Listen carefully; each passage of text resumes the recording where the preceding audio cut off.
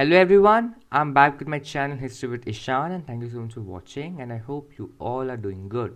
I'm back with my 27th video which is my expedition to Karle-Bhaje Caves recently on 30th December 2021 last year that is, and it's an ancient Buddhist rock cut wonder, so let us begin. Commerce and religion went hand in hand in ancient India. Traders were the greatest patrons of Buddhist and Jain temples and monasteries. It is not surprising then that just 3 kilometers off the old trade route, now the expressway near Lonavla, are the Bhaja Caves. These are a group of 22 rock cut caves that date back to the 2nd century BCE. They are among the oldest caves in western India and predate the famous Kanheri caves in Mumbai. The Bhaja caves, however, can't be seen in isolation. In the surrounding areas, there are others at Karle, Bhaje and Kondhane, all of which formed a network of Buddhist cave monasteries extending from Nashik to Junnar, all the way to Kanheri near the Mumbai coast. So, why were they built here?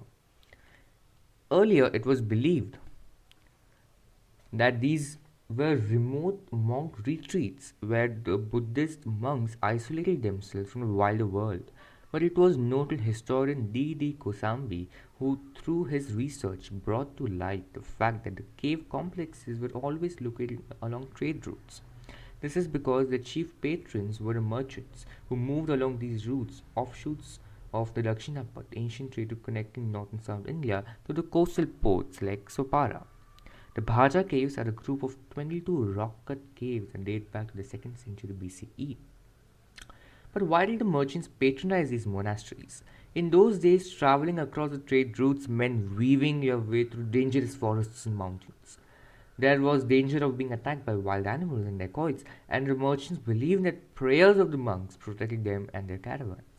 As a result, these merchants paid for the construction and upkeep of these cave monasteries through donations. And now let me describe my journey. On 30th December early morning, I went on to my first heritage walk to Karle-Bhaje Caves with a group of 29 people near Lonavla.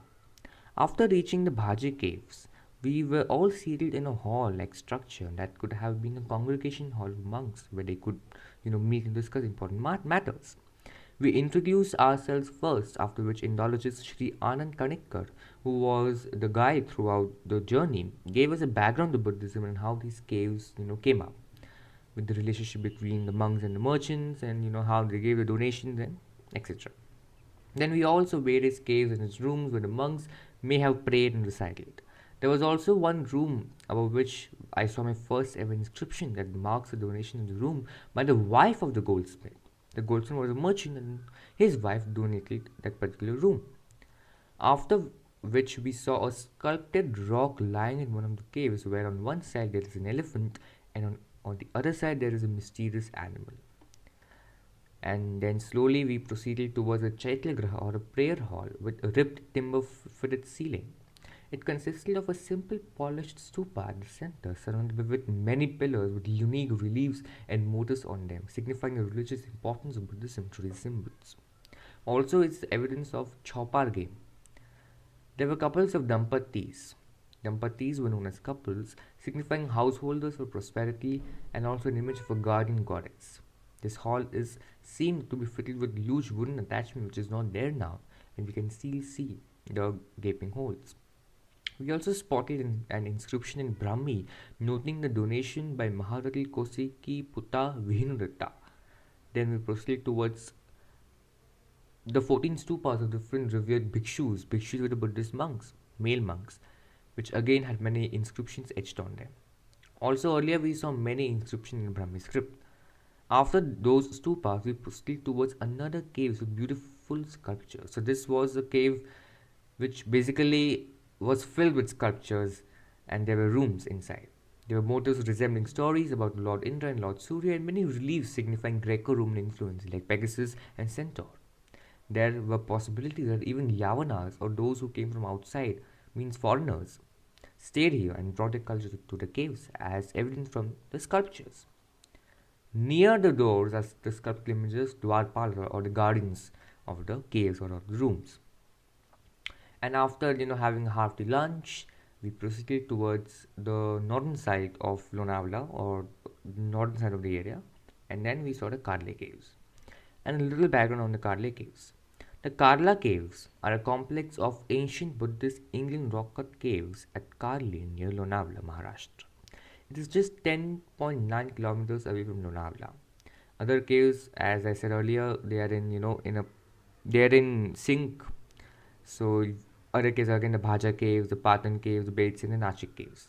The shrines are developed over the period from 2nd century BCE to 5th century CE. The oldest of the cave shrines is believed to date back to 160 BCE, having arisen near a major Asian trade route running eastward from the Arabian Sea into the Deccan. And let me describe my journey to the Karla caves. So it was really very crowded over there, and when we entered, the first thing which we saw was a lion pillar in the front bearing an inscription. Then we went to the hall where we saw five-storied like building like structure filled with many inscriptions, beautifully carved sculptures of elephants, of dwarpalas, of dampatis, of Buddha, and various other beautifully carved and intricately modeled sculptures. Outside this hall are dampatis or couples or householders standing showing the Satvana art style. So they were built in the Satvahana period. There are beautiful arches along with sculpted images of elephants adding to the aesthetic beauty of the caves, of that hall in particular, or of that panel. Then we enter the Chaitya Vihar or the Chaitya Graha, the prayer hall, as we saw in the Bhaja caves.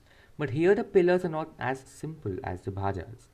Here the pillars are sculpted and carved unlike the ones at Bhaje.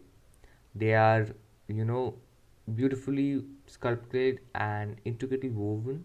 And on almost every pillar, you can see an inscription written in Brahmi, and the capitals are carved with couples seated on elephants. And again, at the center, you have the stupa, but here it is with design and a chhatri at the top. Behind one of the pillars is the only painting which is there in the entire caves, which is of the Buddha, and on one of the pillars you can see evidence of a sphinx which shows Egyptian influences. And we can see that there are also influences from outside in North African, like Egypt. Many of the pillars are donated by Yavanas or foreigners, as I said earlier, who were Yavanas. We proceeded towards one more cave upstairs where a four-liner inscription, which was the longest inscription of the Karla caves, was inscribed on the wall amidst all the vandalism caused by the tourists earlier, unfortunately. Later, we went through one more cave and saw a sculpture of the Buddha there. There is also a beautiful sculpted statue of Avalokiteshwar, the earthly manifestation of the self-born eternal Buddha Amitabha. And now let's look through some of the notable inscriptions and their meanings. So one inscription says, as you can see from the picture, this rock mansion, the most excellent one in Jambu Dweep, has been completed by Seki Bhutapal from Vaijayanti. An important dedicated inscription relates to Nahapana, a ruler of the western Kshatrapas, on the lintel to the right of the entrance of the great Chaitya. And here the inscription says, success by Ushabhadatta, the son of Dinaka and the son-in-law of the king, the Kaharata, the Kshatrapa Nahapana, who gave 300,000 cows, who made gifts of gold and a tirth on the river Banas, who gave to the Devas and Brahmanas 16 villages, who and the pure Tirth Prabhas gave 8 wives to the Brahmanas, and who also fed annually 100,000 Brahmanas. There has been given the village of Karajika for the support of the aesthetics living in the caves at Valuraka. Valuraka is believed to be the ancient name for the Karla caves, without any distinction of sect or origin, for all who would keep the Varsha. So this is inscription 13 of Nahapana.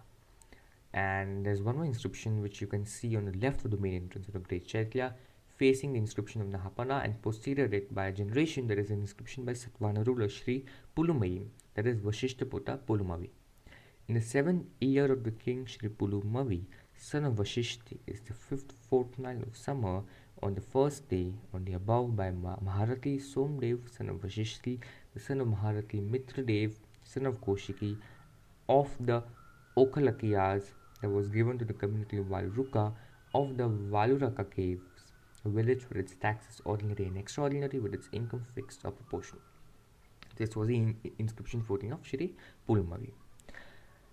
Yes, so here our long journey to Karle and Bhaje Caves ends. But there's one more issue which I want to bring up before I end my video, which is vandalism. As you can see from the visuals, vandalism is prevalent in these caves. Means not in small proportion, but in large proportions. Vandalism is prevalent everywhere, and we need to stop it. We need to take a stand against it. These caves were built for some reason and not for vandals to come and express their romance 2000 years later. Come on, guys.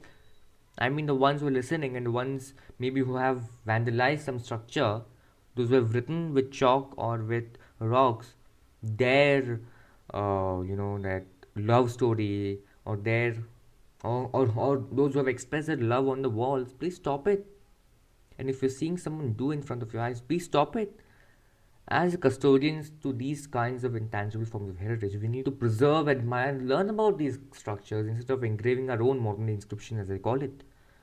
It spoils the whole beauty of the structure. I mean, we should not be we should be shameless about ourselves. That's what I'm saying. Sharam aani chahiye. I mean, we should. Before these shocking visuals forces me to just utter anything ominous and slangs, I request my viewers to be aware of such punishable acts and take a stand against it. So yes, I have ended my long Karle-Bhaje video, my expression. I hope you like my video, and please follow me on Instagram. Please, if you like history, if you like my channel, if you have subscribed to my channel, please hit the like button. Comment down below your views.